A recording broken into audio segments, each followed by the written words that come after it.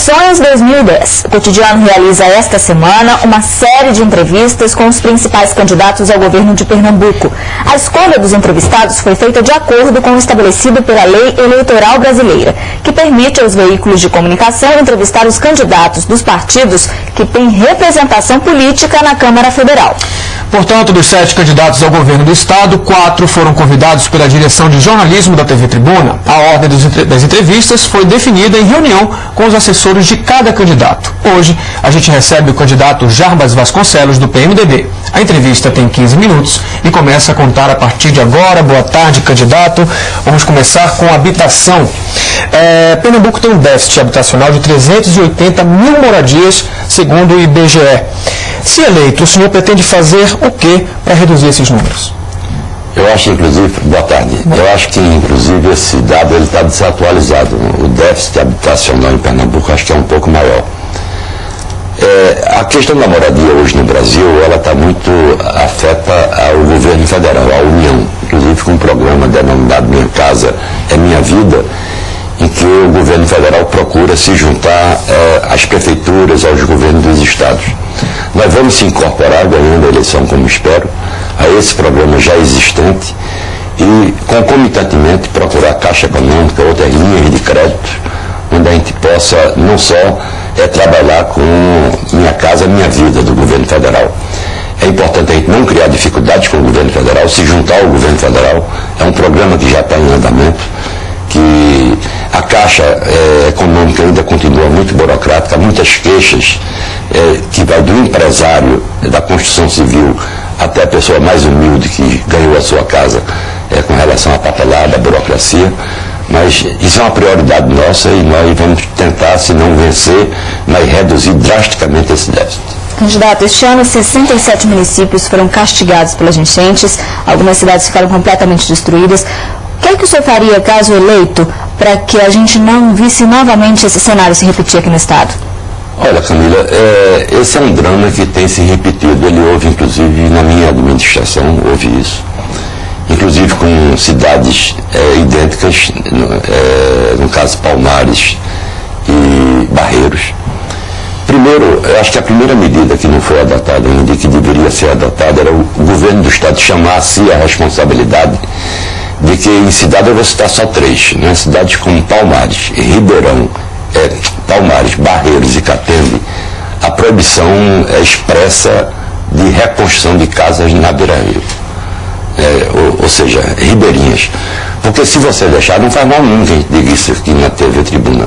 Se você deixar isso por conta do município, o prefeito deixa, né? Porque a tendência no município um lado é do prefeito, o outro lado é contra. Muitas vezes o prefeito não pode nem cobrar o IPTU, porque o amigo do prefeito não quer pagar porque é amigo, e o adversário acha que é uma perseguição. IPTU, estou falando de IPTU. Então, a primeira providência era o Estado assumir uma responsabilidade através de órgãos de fiscalização, de não permitir mais a construção de casas na beira do rio, na região ribeirinha. Isso evitaria mortes e danos como ocorreram agora, final. E depois procurar saber o que é que está ocorrendo em termos de fenômeno, em termos de transbordamento de Rio Una, de outros rios que atinge a região, para tomar uma medida definitiva. É impossível continuar com esse drama se repetindo, se não anualmente, de 2 em 2 anos, de 3 em 3 anos, de 5 em 5 anos. Mas qual seria a solução, candidato? O senhor retiraria essas famílias dessas margens dos rios, mas onde colocar? A solução seria desapropriar terrenos? Qual seria? Boa pergunta. E só complementando, perdão, de que forma o senhor pretenderia fiscalizar a beira do rio, como o senhor falou? Há formas. Tanto a prefeitura, eu fui prefeito do Recife 2 vezes, para isso você tem o DIRCOM. O DIRCOM é aquele que vai desde a zoada, a luminária, a placa errada, né, estacionamento, a construção irregular. Ora, se existe um órgão que controla uma capital, você, como não controlar 3, 4, 5, até meia dúzia de cidades ribeirinhas, né?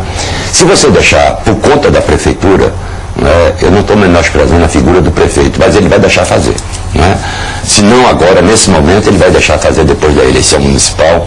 A eleição municipal não vai se dar agora, vai se dar daqui a 2 anos. Não é? Então ele pode até prometer publicamente que vai permitir construir. Muitas dessas casas, Flávio e Camila, foram lavadas, já não existe mais no local nem vestígio dessas casas. Não é? Então era tentar, através de decreto municipal, de providências da prefeitura, não deixar edificar mais casas. E no caso de reincidência disso, o governo entraria até com a força policial, se fosse necessário. Né? Mas não é necessário para isso, na minha opinião.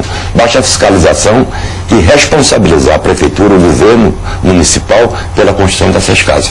E, evidentemente, oferecer a opção, preferência para essas pessoas. Se você vai tirar, vou dar só um exemplo, 85 pessoas na região ribeirinha de Barreiros, você tinha que providenciar 85 lotes com construções facilitadas para essas 85 pessoas que estavam sendo removidas. Vamos pular para outro assunto. O seu governo, seu último governo, foi marcado por obras de infraestrutura, como a duplicação da BR-232, que o senhor fala muito, enfim.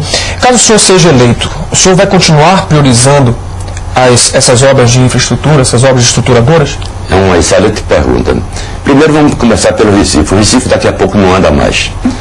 Eu estou falando aqui da TV Tribuna, vim da minha casa, eu moro no Rosarinho, e saí com 1 hora de antecedência para chegar aqui no horário marcado por vocês. Sabe por quê?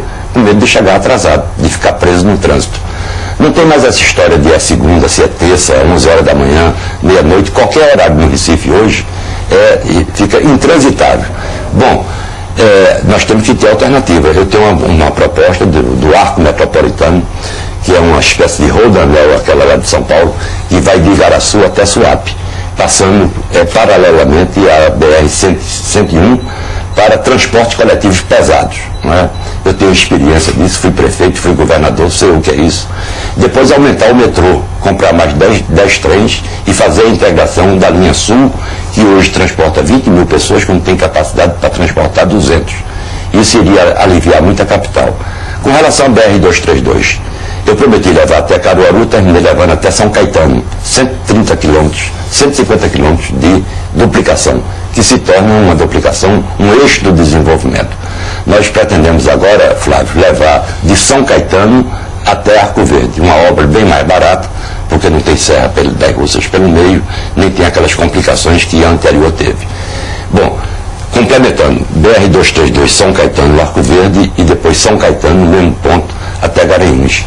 Garanhuns é um centro, a principal cidade do Agreste Meridional, que não pode apenas continuar vivendo do festival de inverno.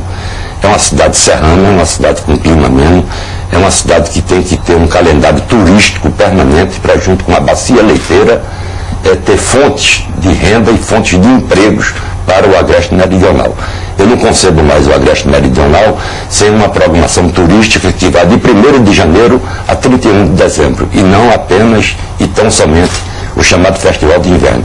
E voltar a incentivar, como eu incentivei com o programa do leite, a pecuária, porque aí você vai ajudar o pecuarista, o criador, aquele que cria a vaca, e vai também ajudar as crianças pobres, porque o Estado pode bancar a compra desse leite para distribuir com famílias carentes. Candidato, um outro desafio para o próximo governador do Estado é a falta de saneamento básico. Uma notícia praticamente rotineira aqui no cotidiano. Segundo a Compesa, apenas 22% dos pernambucanos têm saneamento. O que o senhor faria para tentar resolver esse problema se eleito?